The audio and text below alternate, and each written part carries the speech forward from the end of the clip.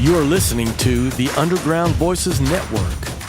You will be hearing unfiltered truth from voices living the news.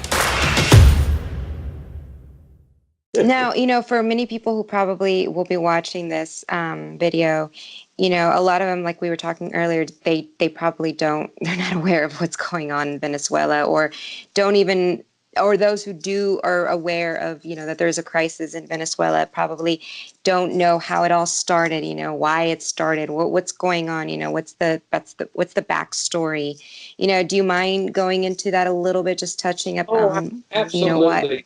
What drove Venezuela to the state that it's in right now? When I first arrived in Venezuela, I was 9 years old, and my parents came here as missionaries. So I saw a very different Venezuela. I saw a prosperous Venezuela. Maybe cars weren't as new as back in the States, but the cars looked decent. Houses looked nice. We lived in a pretty decent neighborhood. Friends, we could leave our bikes out on the front yard and they'd be there the next morning.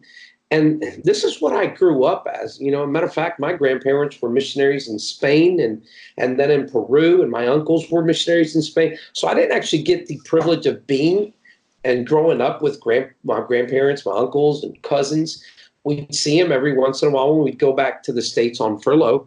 But I didn't grow up. So what I did see is I fell in love with people that I started calling abuelo and abuela, which means grandpa and grandma, Mm-hmm. And here in Venezuela, they've got a word. It's called bendición, which means blessing, but it's more asked as a question, not as a declaration. It's like, could I have your blessing? And the parents or the authorities will say, God bless you. I think that's just amazing, doesn't even have to be Christian. They say, can I have your blessing? And they say, God bless you.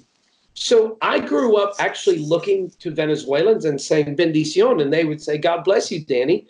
And Venezuela was prosperous, was beautiful. It wasn't called the land of grace for nothing. I mean, it's got pretty much what you want on any geographical part of the world. It's all crammed up in this little, small, beautiful country. Not that small. It's about 3 times the size of California, I guess, It's a pretty decent size. But when I left and I went back to college and back in the States with family, I remember I got married, and my wife and I came back as missionaries in 1999, the same exact year that Mr. Hugo Chavez was elected president. Here's a guy that led a coup not too long ago, failed, was arrested. The president pardoned him and said, we understand the government prior to you was corrupt and we're here to make changes.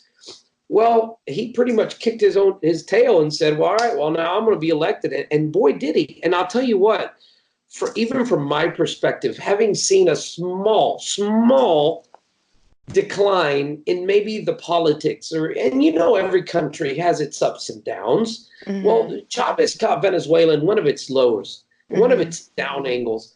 And he came in not as a politician. So people were like, this is interesting. This actually sounds cool. And I have many, many friends today that can look back in 1999 and say, I voted for Hugo Chavez because I really thought he was hope and change for Venezuela. Charismatic leader. Yes, he was so charismatic. I'm talking Fidel Castro charismatic. Mm-hmm. I mean, he could draw crowds in an instant. And it was funny. He would start a story. He would go off on a tangent and then run around and then wrap it around in a perfect circle. And you'd be like, doggone straight. He led an arrow and led you right back. And you're like, wow. And he knew his history. He knew the country. He loved the country. He had actually fought for the country. Maybe everybody wasn't in agreement with what he was fighting for, what it was caused, or the way he fought, maybe. But they loved his passion. His charisma was just contagious, to be honest. I always told my wife, I said, she's Venezuelan. I met her here. And I said, babe, don't vote for him. I said, it's your vote. I won't talk to you for a week. No, I said, it's your vote. And she didn't vote. We never saw that as because the word socialism just didn't settle right in my heart. And I said, I know how it ends. Let's see if this cookie is different, maybe from the rest of the cookies in the jar. But it wasn't. He had dozens of some of the best interviewers, nationwide and international interviews done. And boy, he nailed each one of them. He made the world comfortable. Well, he came, but as all communism happens, and you know what? I'm going to take a quick sec, just throw this out. You know, communism or socialism never works, no matter what country it is. It's not going to work in the States. You know, Bernie ain't going to make it happen, and nobody's going to make it happen. That's the real fact. But the reality is this. What he started bringing in, obviously greed kicked in real quick. He saw oil, minerals, money, gold, dollars, and he milked it. And pretty much in about a 3 to 5 year period, he became one of the wealthiest men on planet Earth. And from owning a 2.5 acre piece of property in one of the most redneck areas of Venezuela, I'm talking the campos, that's what they call it. It's kind of like the farmlands. And he all of a sudden became the owner of more than half of the state he was born in. And then his daughters and his siblings started buying, and everybody started in the country. But over the years, the people that started working with him, you know, and there can be one guy with a great idea, but if he doesn't choose his team right, it'll blow out. It'll blow a hole right through the whole operation. And that's exactly, Chavez never chose wisely. He just chose those that were loyal to him in the socialist movement at the moment. And obviously they started getting money into their pockets. And then all of a sudden you started seeing all the private sector in battle, because the government all of a sudden wanted all the money that they ran out of money here. So let's grab the next thing. And that's what socialism is. It's a leech. And Venezuela started losing all its private enterprises, all of it. It just started flipping over to the government. And Chavez would walk around standing up in a Jeep and say, who does that company belong to? Belongs to Procter & Gamble. It's taken. And he would give a presidential order, and 2 weeks later, National Guard was in there. All their personnel was out. All the U.S. personnel was back in the States. And I mean, sayonara.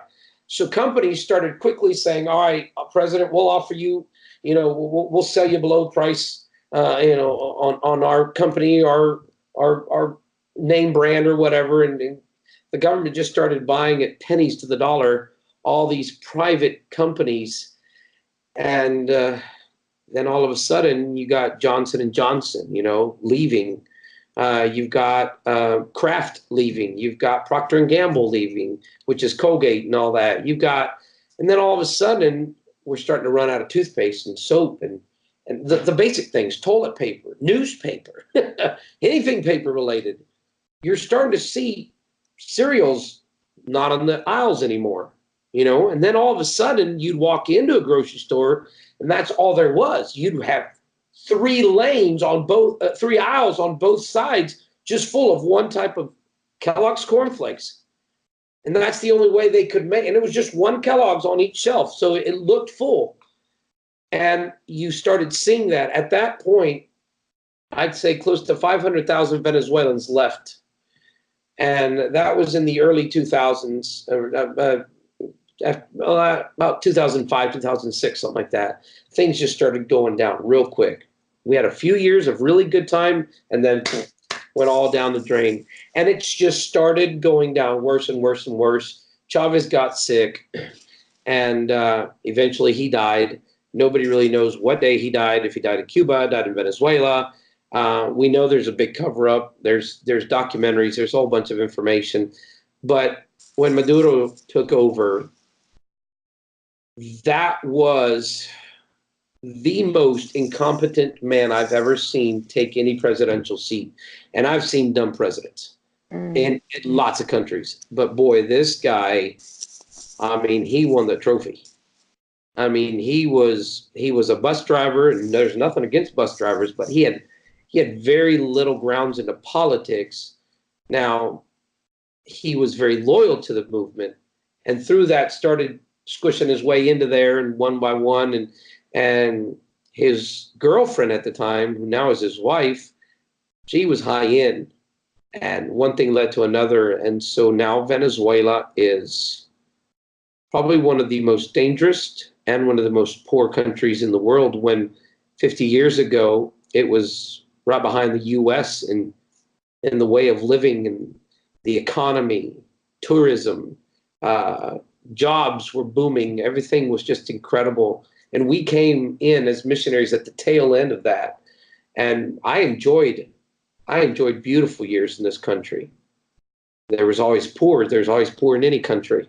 But, you know, they were well taken care of. There was shelters. There was community kitchens. And you know, there's all kinds of stuff that was helping these people. So Venezuela's just crashed. I've seen it implode on itself. And right now, I think it's on its last little stick holding up. And we're just waiting for the inevitable, you know, which is total change or total collapse.